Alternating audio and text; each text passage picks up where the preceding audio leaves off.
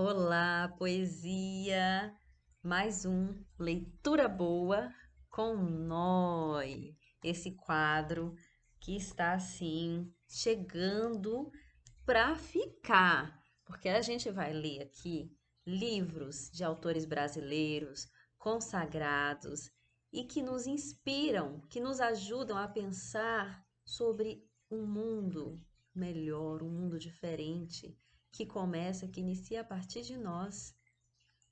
E Rubem Alves é um professor de novidades, é um professor que nos mostra outras possibilidades de enxergarmos a vida e de vivermos a vida.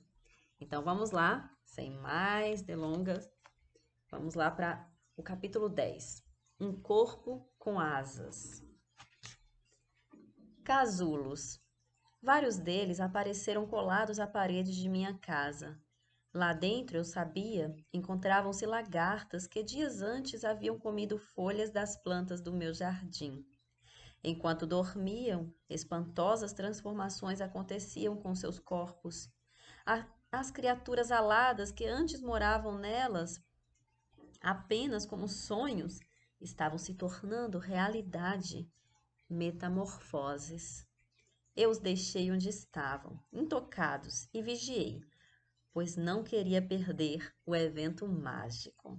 Tive sorte. Pude ver o momento em que um dos casulos se rompeu. Tímida, fraca e desajeitada, sem saber direito o que fazer com a sua nova forma, uma borboleta apareceu.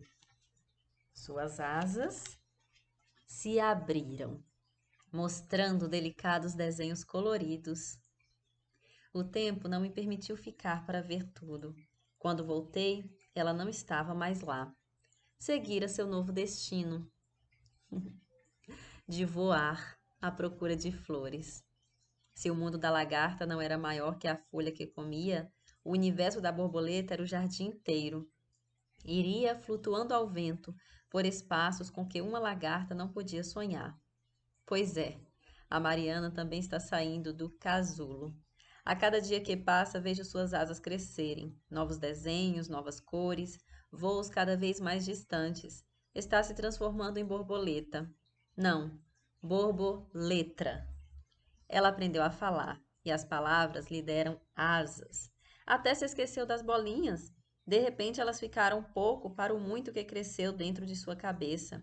Enquanto brincava com as bolinhas, ela não era muito diferente de um gatinho que também gosta de brincar com bolinhas.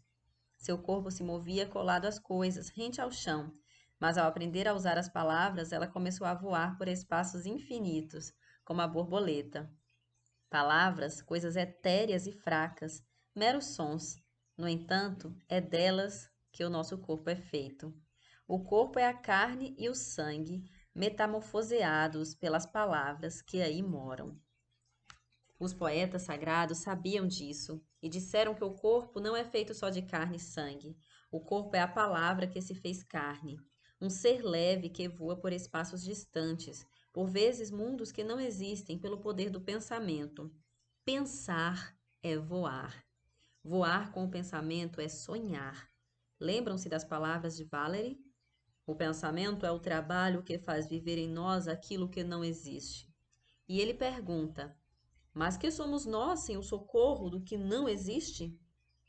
É o poder de sonhar que nos torna humanos. É nisto que a psicanálise acredita. Somos sonhos cobertos de carne. Por isso, diferentemente dos médicos que apalpam, olham, examinam e medem os sintomas físicos do corpo, ela se dedica a ouvir as palavras, pois é nelas que moram as coisas que não existem, os sonhos, os pensamentos que nos fazem voar. Sem prestar muita atenção ao rastejar da lagarta, ela procura ver a forma dos movimentos que a borboleta desenha no ar por meio das palavras. Ela sabe que o visível, a carne, é apenas uma fina superfície em cujo interior existe um mundo encantado. Corpo, lagoa. Na superfície, os reflexos do mundo de fora. As árvores, as nuvens, as montanhas. Mas, se libertados do fascínio dos olhos, pararmos para ouvir as palavras que saem de suas profundezas como bolhas, Poderemos ter vislumbres de criaturas invisíveis, peixes coloridos, catedrais submersas, plantas desconhecidas, histórias de amor e de terror. A Mariana aprendeu a falar. Ela ganhou o poder de voar pelos mundos que moram nas palavras. Houve histórias, aquelas que sempre foram contadas. Chapeuzinho Vermelho, Cinderela, Branca de Neve. O mundo da sua fantasia se liberta dos limites do casulo. Pouco importa que nunca tenham acontecido as histórias. Se descreves o mundo tal qual é, dizia Tolstói, não haverá em tuas palavras senão muitas mentiras e nenhuma verdade. As palavras nos dizem que estamos destinados a voar, a saltar sobre abismos, a visitar mundos inexistentes. Pontes de arco-íris que ligam coisas eternamente separadas. Pelo poder da palavra, ela pode agora navegar com as nuvens, visitar as estrelas, entrar no corpo dos animais, fluir com a seiva das plantas, investigar a imaginação da matéria, mergulhar no fundo de rios e de mares, andar por mundos que há muito deixaram de existir, assentar-se dentro de pirâmides e de catedrais góticas, ouvir corais gregorianos, ver os homens trabalhando e amando, ler as canções que escreveram, aprender das loucuras do poder, passear pelos espaços da literatura, da arte, da filosofia, dos números, lugares onde o seu corpo nunca poderia ir sozinho. Corpo espelho do universo, tudo cabe dentro dele. Não é à toa que a Adélia Prado tenha dito que erótica é a alma. Enganam-se aqueles que pensam que erótico é o corpo. O corpo só é erótico pelos mundos que moram nele. O erotismo não caminha segundo as direções da carne. Ele vive nos interstícios das palavras. Não existe amor que resista a um corpo vazio de fantasias. Um corpo vazio de fantasias é um instrumento mudo, do qual não sai melodia alguma. É por isso que Nietzsche disse que só existe uma pergunta a ser feita quando se pretende casar. Continuarei a ter prazer em conversar com esta pessoa daqui a 30 anos?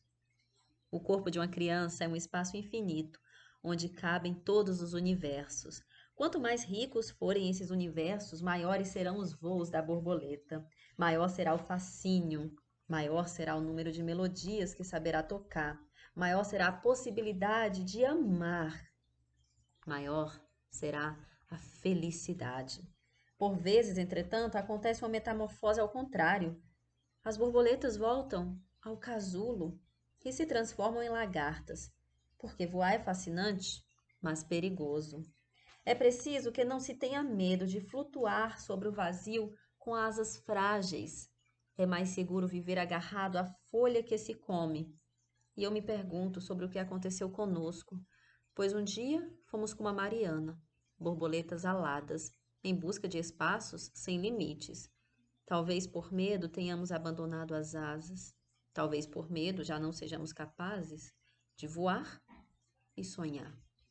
Gordas lagartas que não têm coragem de se desprender das seguras folhas onde rastejam. Capítulo concluído. É muita emoção, né? Olha, falando em lagarta, borboleta, eu tenho uma borboleta aqui na minha sala. Isso aqui é uma asa, né?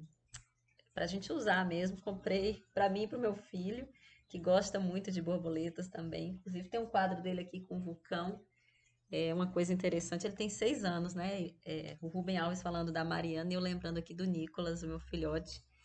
E a gente sempre deixa os quadros que ele pinta assim disponíveis na sala, né?